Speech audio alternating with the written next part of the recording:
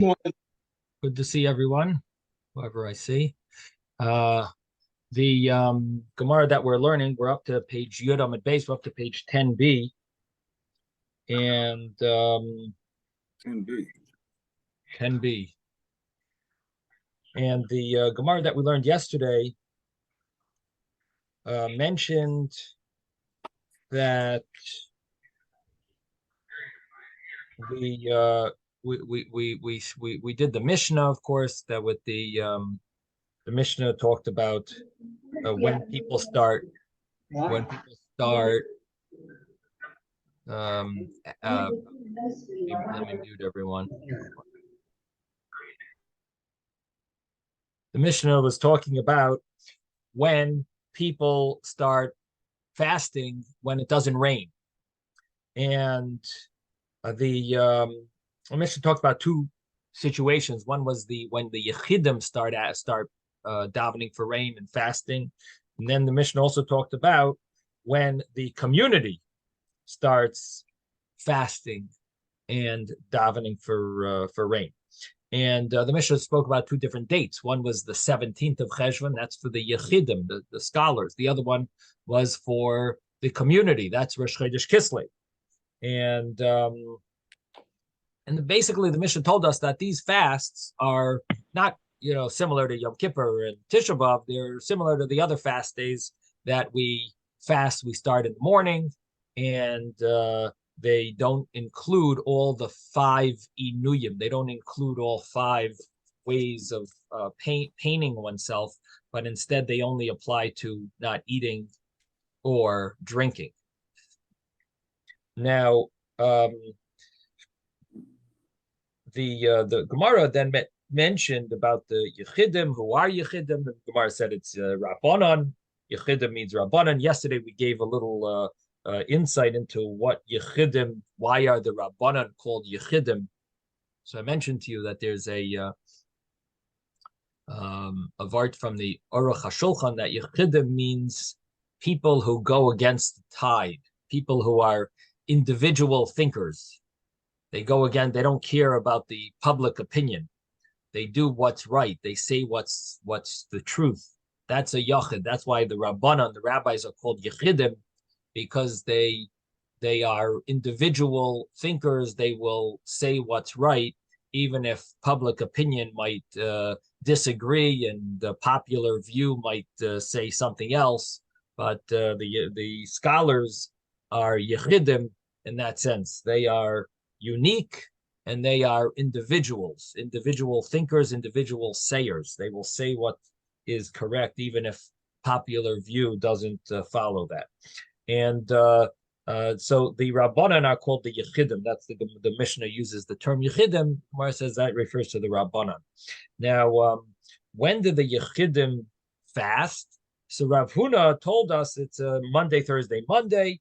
And even though we do have a Mishnah that says Monday, Thursday, Monday, that applies to the Tzibur, Rav Huna tells us that it also applies to individuals fasting, even though the reason doesn't necessarily apply, because in essence, the reason had to do with the store owners who maybe are not so clued in.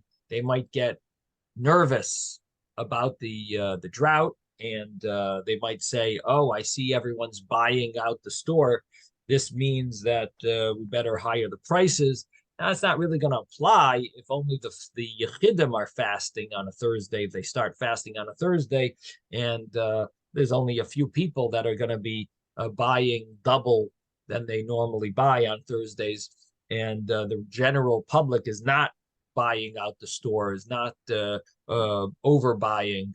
And because of that, really the logic doesn't seem like it should apply. But nevertheless, Rav Huna tells us that the rule still applies, that we start on a Monday, and we have 3 fasts: Monday, Thursday, Monday. And again, the reason Monday, Thursday, Monday, and Thursday are these special days of mercy. That's when Moshe Rabbeinu went up to Shemayim. That's when Moshe Rabbeinu came down from heaven to get the second tablets. So these are the days of mercy, and that is those are the fasts. Then the Gemara mentioned that we have a brisa that way, that that the Yechidim, even the Yechidim, they do fast on a Monday, Thursday, Monday. What we see also here is a general rule in the Gemara that a Amoira would never say something that is written clearly in a Mishnah, because he wouldn't be the source of it. It's a Mishnah. He could quote a Mishnah, but he's not going to say like as if it's his innovation, because every Amira had to know the Mishnah. They had to know the Mishnayos. However, Brisas not necessarily did they know every single Brisa. And because of that, the Gemara says we also have a brisa that says the same thing that Rav Huna said. In other words, Rav Huna was not aware of that brisa, or he could have just quoted the brisa. Additionally, he's saying that this is the halacha. But the point is, the Gemara then brings that we also have a brisa that seems to say the same thing. And the brisa also adds another point. What's the point that the brisa adds? The Brisa adds a point that we do stop for Rosh Chodesh and for Yom Tovim. Which Yom Tovim? The Yom Tovim that are written in Megillas Taanis. We stop for those Yom Tovim, and we don't fast on those days. Megillas Taanis was a booklet that had all these special holidays when miracles happened for the Jewish people. And believe it or not, in Megillas Taanis, it also talks about Hanukkah and Purim, because those were also part of the miracles. But those miracles stayed. Everything else in Megillas Taanis, when we had the destruction of the Beis Hamikdash, it ended. And we don't celebrate those holidays. But we do still celebrate the holidays of Hanukkah and Purim. All the other holidays we don't celebrate anymore of Megillas Taanis. We do have the Megillas Taanis. There are there is it can be found, this booklet that has the different dates of special holidays. But in any event, it's not applicable now. But the Brisa mentions it, and mentions that though there are certain holidays that the rabbis established we weren't supposed to fast on, and that would apply also to these fast days that are public fast days. We would not fast on those days if it fell on these holidays, because the holidays you're not allowed to fast on. The Gemara then continues with another brisa. In this brisa, I must say,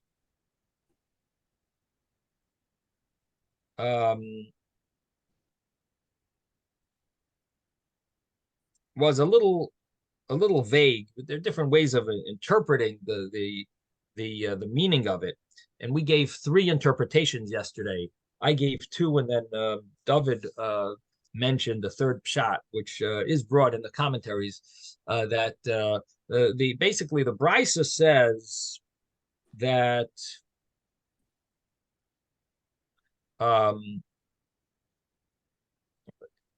that a student, a Talmud who's a student, is supposed to fast together with the Yechidim. Or another way of interpreting it is allowed to fast together with all the Yechidim, with the rabbis. So a person who's a student, I hope this doesn't cause any of you to not want to continue learning over here, but the students also have to fast. When the rabbis fast for rain, the students would be expected. Well, there are different ways of learning this. It could mean that they're allowed to fast with the Yechidim, with the scholars, or they're supposed to. So there is a pshat that means that they're obligated. They're supposed to fast together with the Yechidim. And then the Gemara says, so what is a Yachid and what is a Talmud? What is considered a scholar? What's considered the students of the scholars?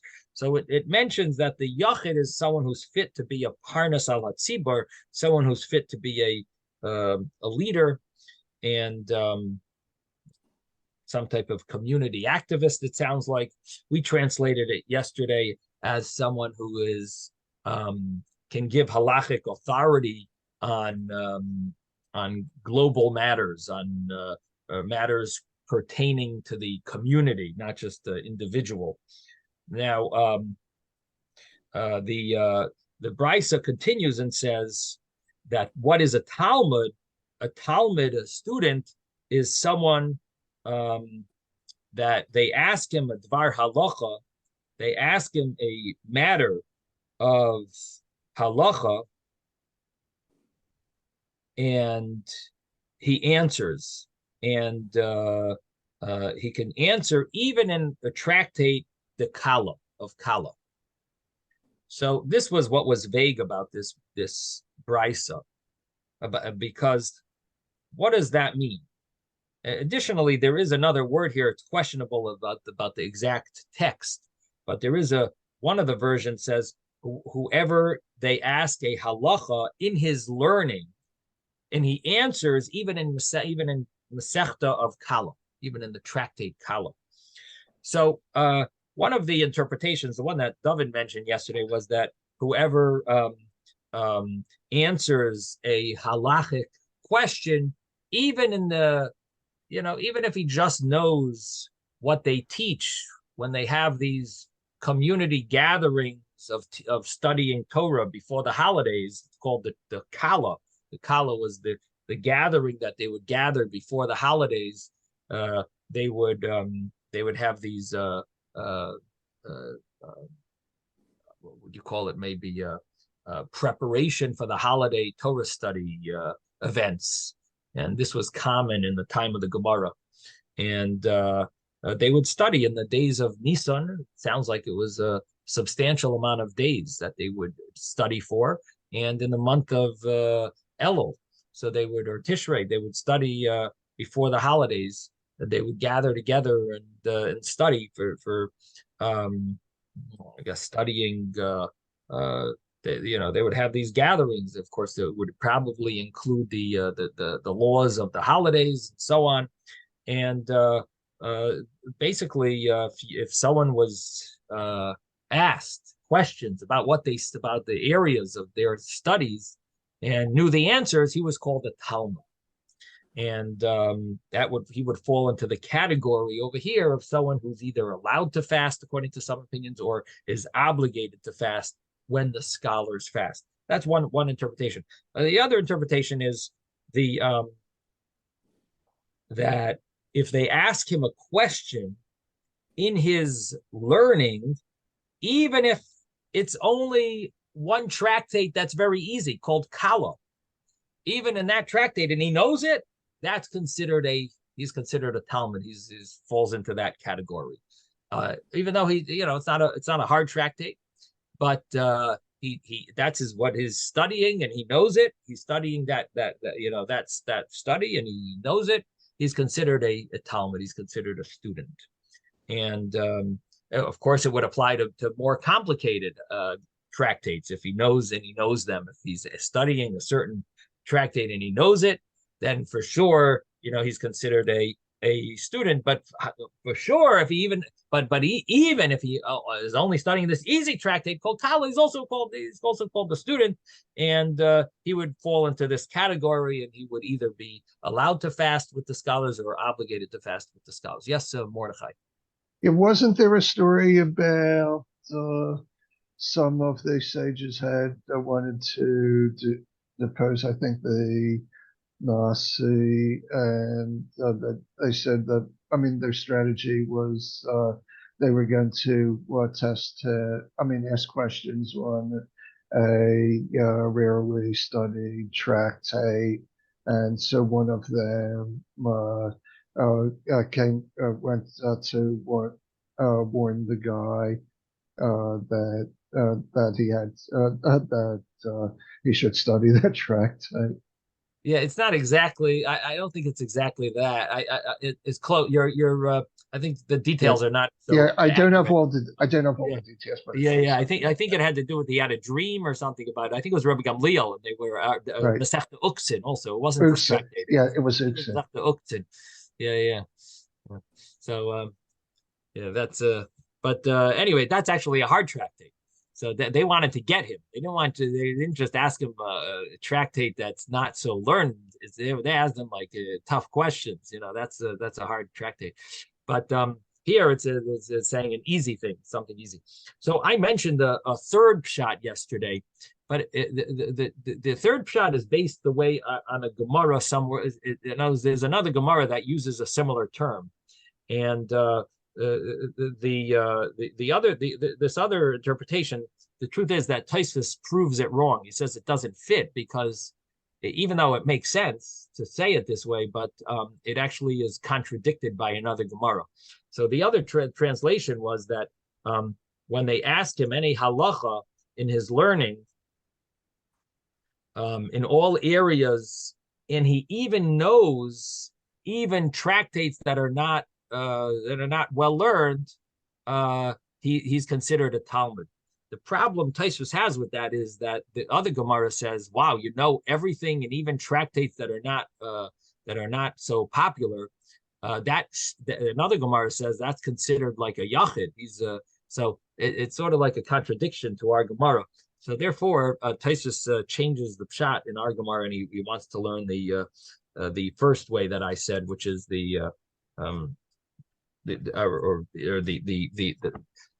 other interpretation, which was that they ask him in his learning, and the thing that he's learning is even this easy tractate, and he knows it. That's already considered a Talmud. So the more advanced person who knows who knows all areas of the Torah, and even these easy tractates, even a tractate that's not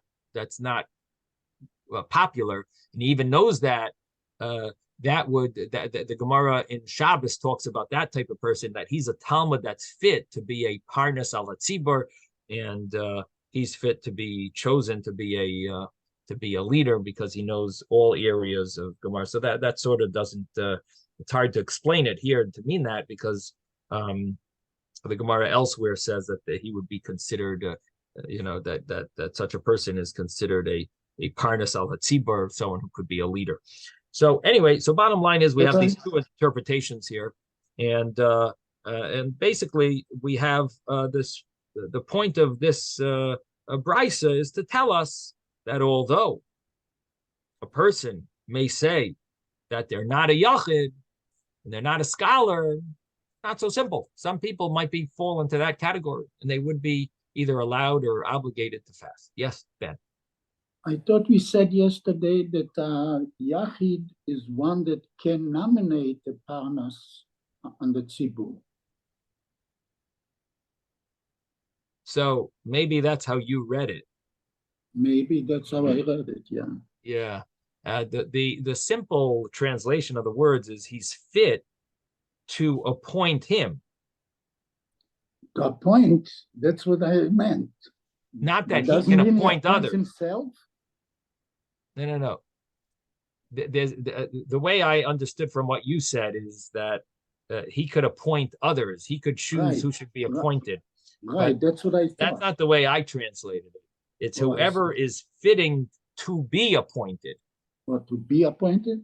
Yeah, okay. That's how I translated it. I'll change that. Thank you.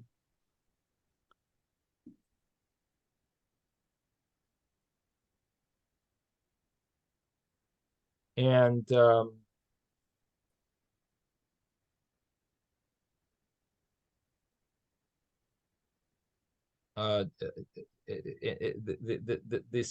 understanding seems to be like a scholar that could answer questions for in all areas. It could be appointed over a congregation or a Rosh Yeshiva type of figure. Okay, so now the Gemara brought another brisa, and the next brisa says, and this talks about a person who is trying to imitate the scholars. Is he allowed to? Are you allowed to do things that the scholars do? Would that be appropriate or not? And we don't always encourage it. I'll give you an example.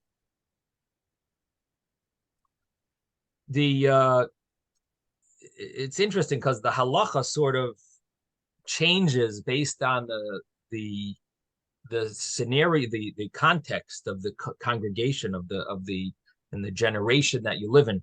But there used to be a halacha about saying Shema the night of your wedding. When a person gets married, at least to a, when he's marrying for the first time and his wife is a virgin. So the Gemara says that he would be exempt from saying Shema the first night. Why? Because his mind is overwhelmed with the mitzvah that he's going to be performing, getting married, and therefore he has, he won't be able to concentrate on the Shema. So therefore, he would be exempt the first night from saying Shema.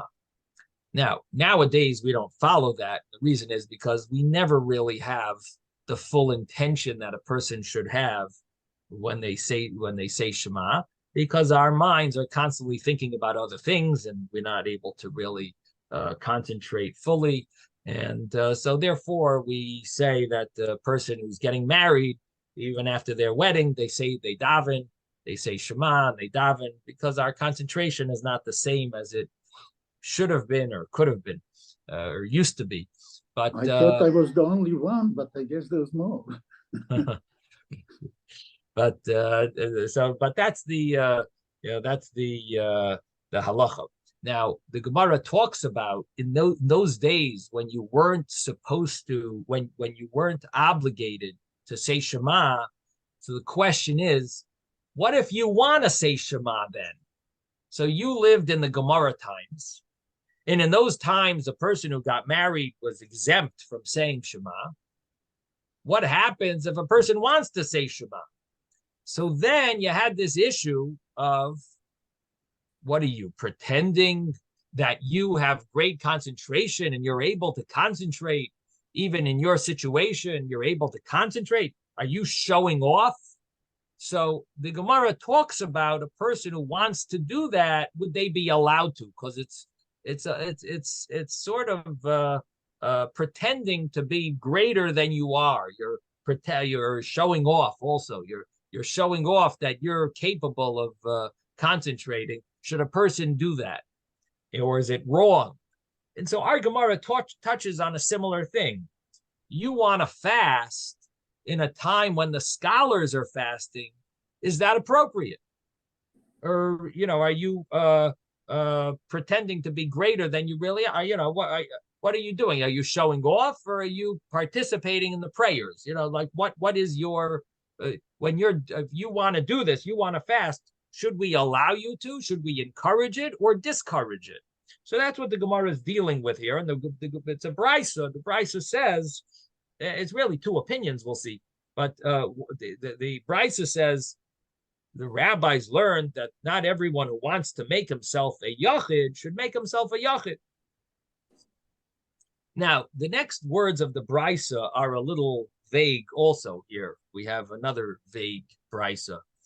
The way I translated it yesterday, the comment is that this is the way Rashi concludes it should be translated, and that is that not everyone who wants to make themselves into a Talmud should make themselves into a Talmud. So, the first opinion of this brisa is that don't do more than you're really, than you're told to.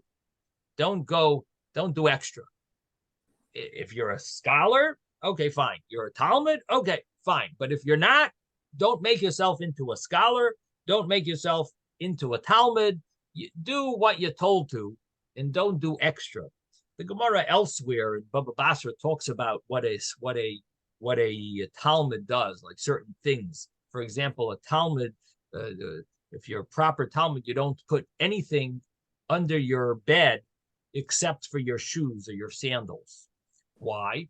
Because one of the reasons is because if you put other utensils under your bed, if you want to store them under your bed, you might be maybe with your spouse, and someone needs a spatula. They're going to come into your room and to get the spatula or the some other utensil under your bed, but you'll be in the middle of the time of privacy, and therefore, you shouldn't, you don't do that. However, people who aren't scholars, they used to do things like that. They would, they weren't as careful. It says a scholar had to be careful about their clothing. Their clothing had to be extra, modest and so on. So a regular person wasn't as careful with that level of modesty that a scholar had. Of course, there's laws of modesty that everyone has to follow, but the scholar had a extra level of modesty, that even their coat that went on top of their garment, their cloak that went on top of their regular garment, it went all the way down to a tefach, like a handbreadth before their feet. That's the first garment went all the way down to their feet. The second garment that they would wear, the robe type of thing, a cloak, that would go on top, but that would also go almost all the way down to their feet. Now that's of course extra. That's for a student, for a Talmud, but that's not for the regular person to do. There are different rules, different levels of strictness that a person that was expected of a Talmud, and therefore Talmidim had this extra level of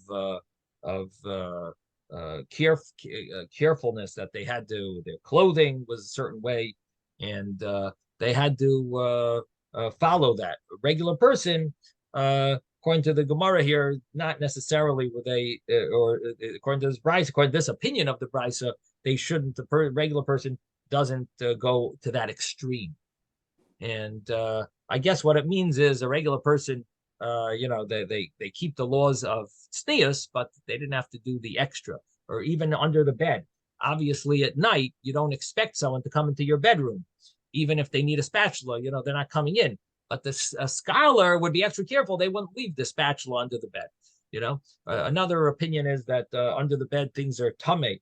So the scholars were much more careful about this ruach ra, this spirit that makes things impure under your bed. You don't keep things under your bed. But the regular person wasn't so careful about that. The clothing, so these are a few things that it talks about when it talks about the scholar, that a Talmud's way. Now, our Gemara is also talking about fasting. When it talks about fasting, it's talking about the yachid. The yachid is someone who fasts. The regular person who's not a scholar, he would not fast in the time that the scholars are supposed to fast. Ben. Yeah, I understood the Gemara to say that you cannot make yourself a yachid if you want to make it, if you're not, but you can make yourself a Talmud if you want to make yourself a Talmud. So that is one way of reading the Gemara. That's what I read. Yeah, right. It says the question. If you're Talmud, you can make yourself. Right. The question is, when it says loy, does that word loy kol haroitza lasis atzmai, is that a statement? Is that a statement? The first 4 words or 5 words, is that going on both a yachid and a Talmud? So the way you would read it is, not everyone who wants to make himself a yachid or a Talmud should do it. In other words, it's going on both. What do you mean? It says not everyone who wants to make themselves a yachid should make it, or a Talmud should make it. Should do it. That's one way of reading it. Or you could read it as there's a period in between. And not everyone, in other words, it's either a semicolon in between or a period. So you could read it with a semicolon and say, not everyone who wants to make themselves a yachid should make them. Semicolon. The Talmud should make them, or a Talmud should make them. Should follow. Should act that way. Or you can read it with a period. If you're not worthy to be a yachid. No. 1 second. I'm in the brisa. Okay. I'm just saying. It's explained. Read the words. No. Read the words of the brisa. Tanu Rabbana. Do you have that paragraph? Where are we? 10B1, where are we? Tanu Rabbanan, yeah, 10B1 Okay. on top. So read the words. Tanu Rabbanan, loikol areitza lasis atzma yachid oise, Talmud oise. You see those words? Al yomar, Tanu Rabbanan, al yomer adam, eini ra'ui liyot yachid. That's where I am at. I don't know where you are at So a few lines after that. after that. Okay. Ela kol talmid chachamim yechidim. Continue to another 2-3 lines. Skip 3 lines. Tanu Rabbanan. Again, Tanu Rabbanan. Parnasot. No, I see שראוי למנות פרנס על ציבור. Continue. Continue. תלמיד כל ששואלים אותו דבר הלכה בלימודו אומר, or to continue. Tanu Rabbanan. Do you see it now? לא כל הרוצה, תנו רבנן, לא כל הרוצה לעשות עצמו יחיד עושה. Now, if you put a period there, and then you read Talmud, Oseh, then it goes like you're saying. But if you put a semicolon there, it's the first part of the sentence goes on both the Yachid or on the Talmud. So it says not everyone who wants to be So a it's Yachid added, should it's added, you mean you added to the line of the Yachid? it's continuation of the loikol of the first part of the beginning of that sentence is going Yeah. on both parts of the end of the sentence. I see. Well, Okay, so it's that's the way stretching it. I don't use it that way. you don't when I write with read it. semicolons. Yeah. Rabbi, Anyway, yes, Moshe. a Yachid and a Talmud. I mean, what I'm trying to find out here is when we do Nagelwasser, we put the vessel underneath the bed, and then before you we do? Moda Ani in the morning. A lot of people they have the water, they have the vessel for doing Nitilat Yadayim and for in the water. So when they wake up in the morning, the first thing they do is they wash their hands. You say it's tuma. I mean, is that? I'm just curious. Is that considered? Yeah, the common thing is not to put the water under your bed. I know once in a while it's going to tip over, and I understand why you would want to put it under your bed. But the common way of doing it is you don't put it under your bed. We try not. But when you wake up in the morning, the first thing you're supposed to do is you're supposed to wash your hands. So you put it next to your bed, but not under your bed. I see, but it's still tuma. If it's on the ground, it's still tuma. I mean, whether it's under the bed. Why? Why is it still tuma? Because there's shadim. I mean, there's some. I mean, a lot of Sfardim would say there's shadim on the floor. There's. I don't know. I'm not Sephardi, so I don't know those things. Klipot, you have, and but I'm just saying, it's. I'm not familiar with that. I don't know those additional things. I just know under a bed is considered a place of impurity. Ruach ra is considered some type of a level of impurity, but not because something's on the floor. It doesn't mean there's ruach ra, that there's a bad spirit. So I'm not familiar with any such problem. You could be machmir and cover the water over. I don't know. People, I'm not familiar with people doing that, but some people, they don't like to have water left uncovered. So you could buy a cover. They do sell covers for the Nagelwassers, but I don't think anyone uses them. It's not the common minhag. The common custom is you put it next to your bed and you wash in the morning, and there's no problem. Rabbi Smith? Yes. I just want to mention, I happened to overhear this as I was walking by. From what I understand from the Rambam, that any water that's left for any length of time should just be really covered so that nothing gets into it, which seems like a good, logical, sensible way of doing things. Right. It really applies for drinking, but Oh yeah, it really applies to drinking because it could have poison in it or something. But so God forbid any. So it doesn't. It's not whatever. It's not. But even for washing, it wouldn't be such an important thing. But it's just that stayed in my mind. But if you're worried, you could put a cover on your Yeah, that's impossible. Okay, let's continue. So the Gemara continues and said, the Brisa continues and says, this is the words of Reb Meir. So again, the person should a person do this and go do more than their than really than they have on their certificate. Does it say that you're a Talmud or a scholar?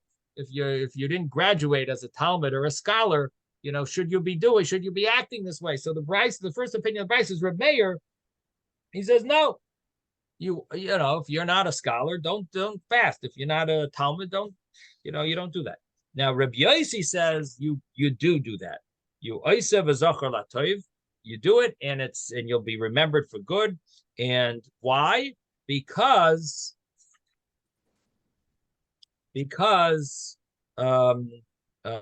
this is not a element of shevach, of praise, but rather it is painful. And now the understanding over here is that what is painful is fasting. But if a person acts according to the ways of a scholar, of a Talmud, that with his clothing and with his, that's considered maybe showing off. But to fast, that's not a problem. So the understanding, at least the way the commentaries want to understand Rabbi Yossi, is that he's going back on the first half of the sentence. Ben, if you remember, we divided the sentence into two parts. Yeah. So the first part of the sentence is what Rabbi Yossi argues on, and he says that you want to fast, you can fast because that is considered a tsar. It's considered painful. You're just causing yourself more pain, But it's not. It's not nothing really of showing off. It's not a way of showing off. It's more just you're causing yourself pain. It's not arrogance. But when it comes to to acting like a scholar, the second part, he agrees with Reb Meir. He's just arguing on the first part. Then we had another brisa that says not everyone who wants to make himself a yachid should make himself a yachid, or not everyone who wants to make himself a Talmud should make himself a Talmud. This is Reb Shimon ben Elazar, very similar to the first brisa. And then we have Reb Shimon ben Gamliel, who says, when does this apply? Only a type of matter that's shevach and not something that's tsar, that you could do, and you will be remembered for good, and it wouldn't apply to something that's it wouldn't be a problem for someone to fast when the scholars are fasting. You could fast as well, and you don't have to worry that it's showing off, because it's a tsar, it's pain, it's not considered arrogance. Okay, that was the Gemara really from yesterday. Okay, now we're gonna continue with the new Gemara, or we might have touched on this yesterday. This final piece we'll just go over. Tana Rabbanan Misha Hayya Masana. The Tana Rabbanan is by a dot in the Gemara. It's about maybe 18 lines from the top. Tana Rabbanan, and if you're in the art scroll, let me pull it up here. 10b, 10b1, 10b1, the second to last paragraph. Tana Rabbanan. So we learned in a brisa. The rabbis taught in a brisa. Misha Yamasana al Hatzara, a person who was fasting for a tzara, for a situation of challenge, pain, suffering, plague. Tsaras. He's fasting for tsaras. V'yavra, and the tsaras passed. Whether it passed, which the simple understanding is the case, the brisa says, al ha'chayla b'nisrape, a sick person was healed. While the person, before he finished his fast, or before, and what the commentaries talk about is that this applies even if he had a series of fasts. He says, I'm going to fast 10 fasts in order for this person to get healed. And he only fasted 2 of them, and the person got healed. Harezeh Masana Umashlim, this person fasts and finishes his series of fasts that he committed on himself, and finishes his pledge. He pledged to fast, and he finishes them. And The Rashi tells us that this applies also if the person. This applies also if the person passed away and didn't get healed from his sickness. Still, a person should keep their word or not make deals with Hashem, and not make, and basically fast no matter what happens. They should fast. It's not it wouldn't back out of his or almost like making doing things only if it works, and if it doesn't work, I'm not doing it. We don't do that with Hashem. So that is the first part of the brisa. He's mesana umashlim, even if the purpose of the fast is finished. Then the brisa continues. The brisa says that if a person goes from a place, mimakam she'ein masanin, a place where they are not fasting, lamakam shemasan, to a place where they are fasting. For example, let's say there was a drought in New York. In New York, they're telling people they have to conserve water. Be careful because we don't have the water is limited, very limited, and no one's allowed to water their grass. No one's allowed to, don't flush your toilets more than once a day. Who knows, whatever they're telling them. And there's a drought, and so you go and travel to New York for business or whatever. So so the thing is, you're going from a place that there's no fast. We're not fasting, but in New York, all the rabbis made a public fast day, and now you arrived in New York, and everyone's fasting over there. So the law is a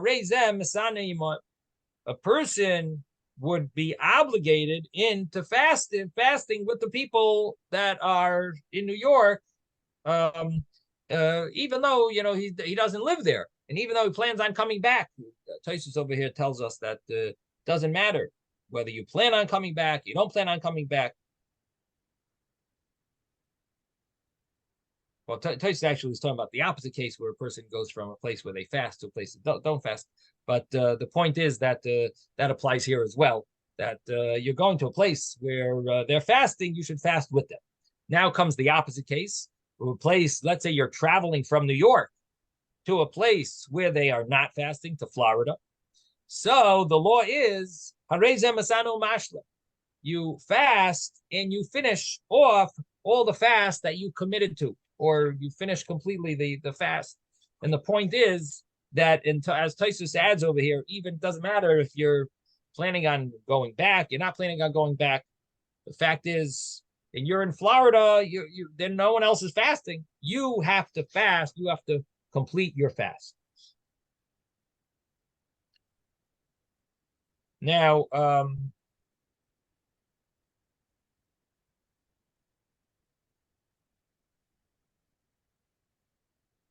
I mentioned to you that Taanis says doesn't matter. However, you could ask on Taanis, what do you mean? I'm moving to Florida. New York, they're fasting, and I'm moving to Florida. And so I'm no longer a resident of New York. So the thing is that is subject. Taanis holds that doesn't matter. But that is a extreme, that is a stringent view. Rashi over here brings that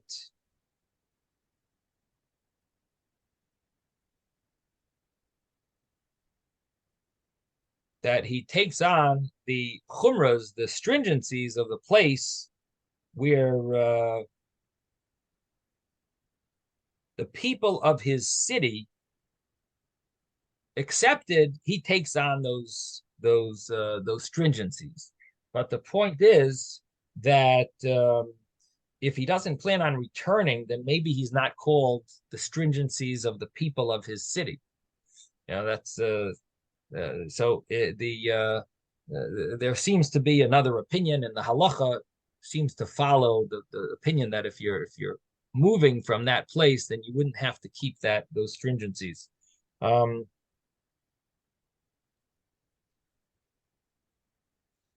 So in any event, the point over here is that we when it comes to places where they're fasting and places where you're traveling from or traveling to, you generally have to keep those stringencies, whichever one is more strict, and it applies in the normal case where you're not moving.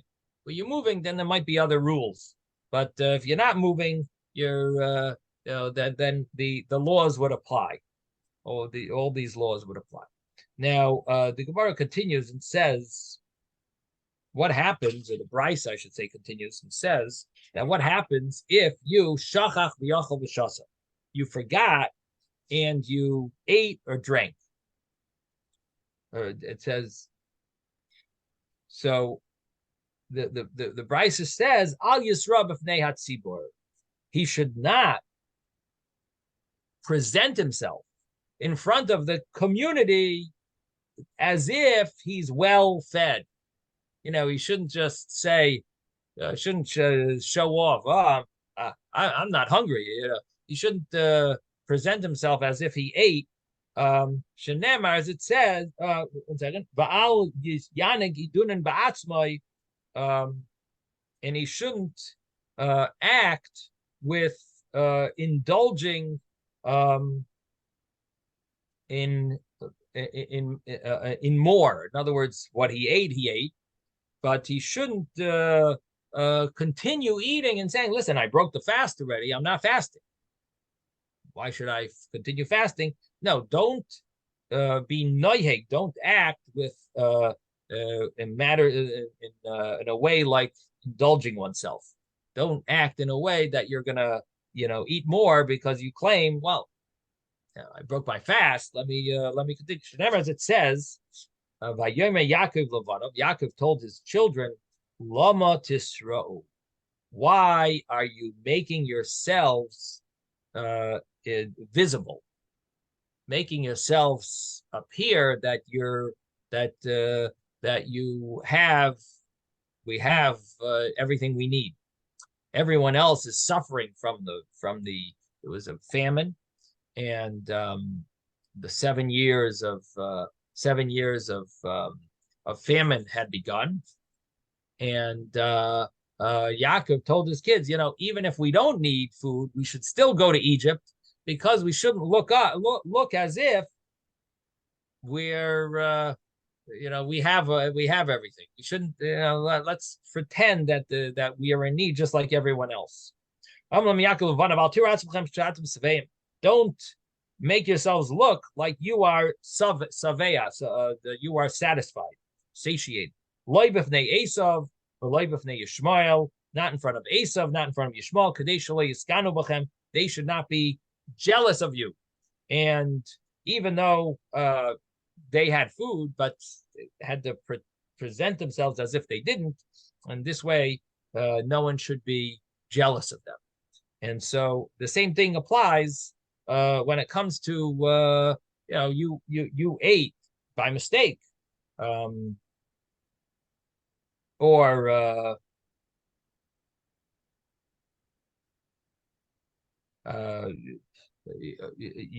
you're officially, you broke your fast, but nevertheless, don't present yourself in front of everyone else and make them jealous of you. Now the Gemara continues, and it talks about another pasuk that has to do with the story of Yosef, which is connected to the previous brisa that we just read, that talks about Yosef being king in the time that the famine was happening, and what Yaakov told his kids. So now we have another pasuk. It says, Al tirgazu baderech. Al tirgazu baderech. Don't fight along the way. Now, what does this mean?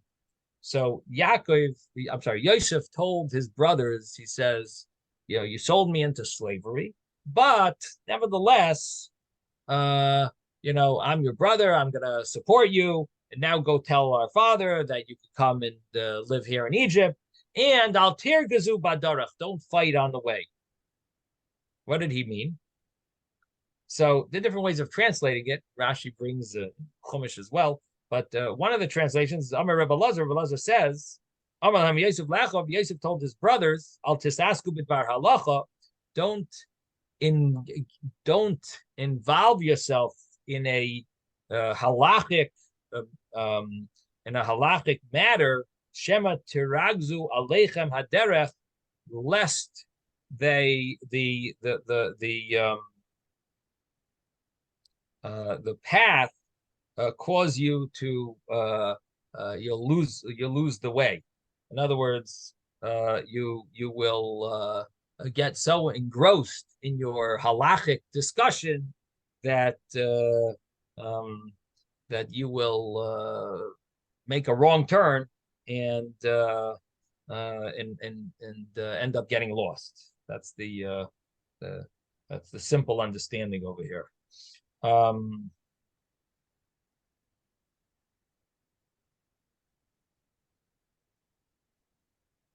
Now the Gemara then says, "Any is this so that they shouldn't learn when they're traveling?" The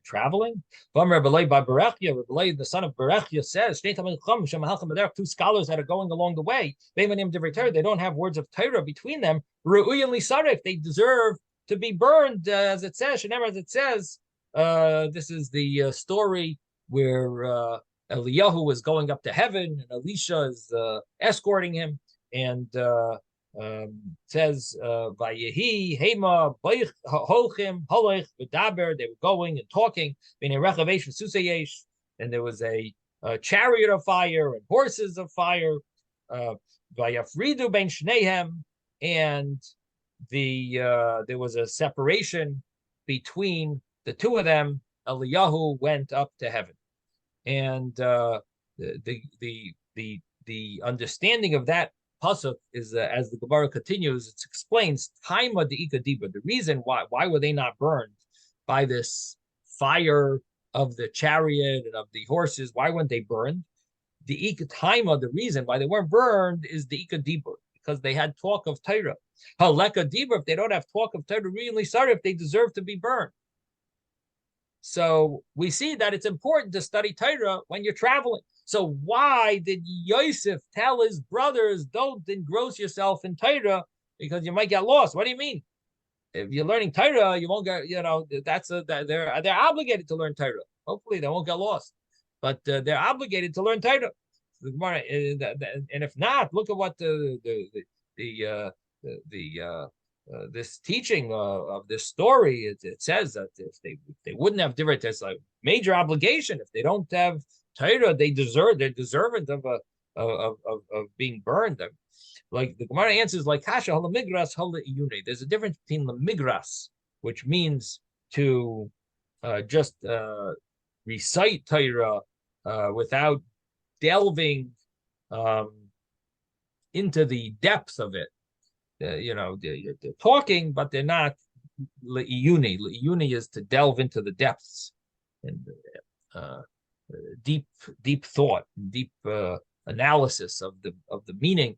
So when it comes to studying something in depth, that's not appropriate when you're traveling. But when you're when you're traveling, you should speak about light stuff, light divrei Torah, words of Torah.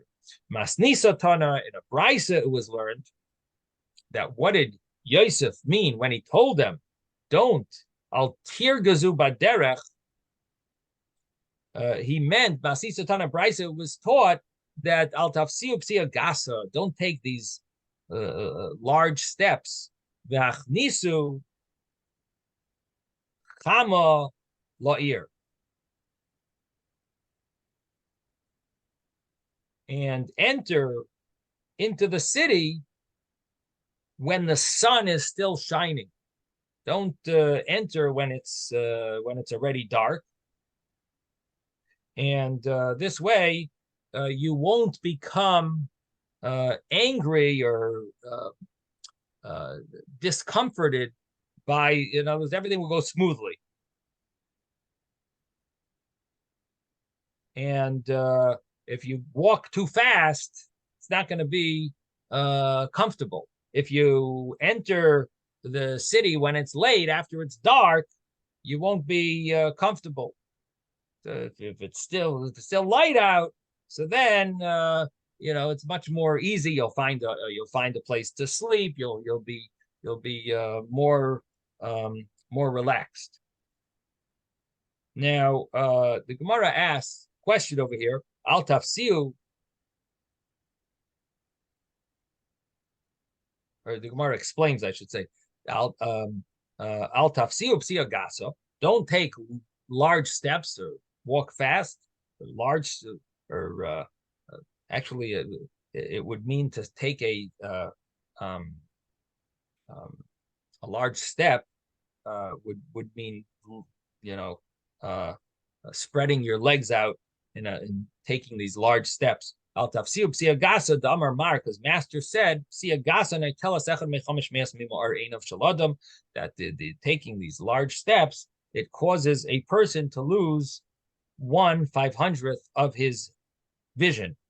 Now, what happens if a person takes 500 steps?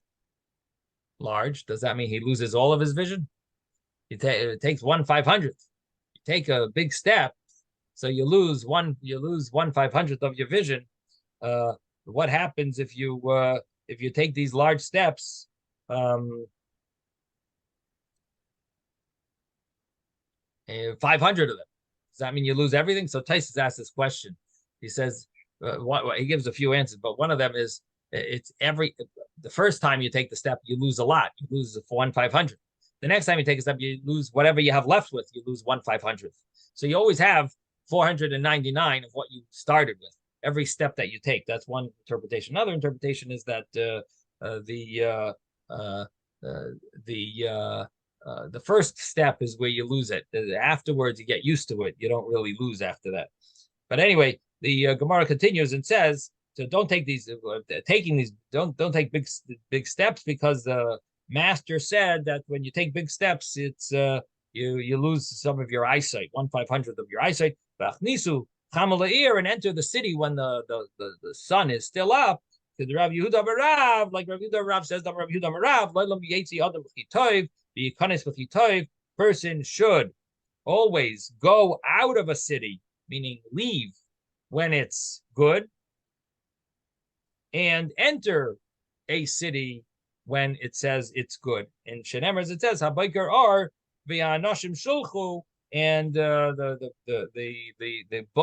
biker, the morning came, was light, and the people were sent off.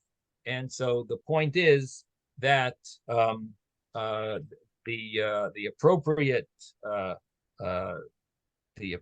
time to leave a city is in the morning, after it's light out. Okay, we're gonna stop here. Sei gesund, everyone. Have a wonderful day. Thank you, Rabbi. Okay, welcome. Thank you, Rabbi.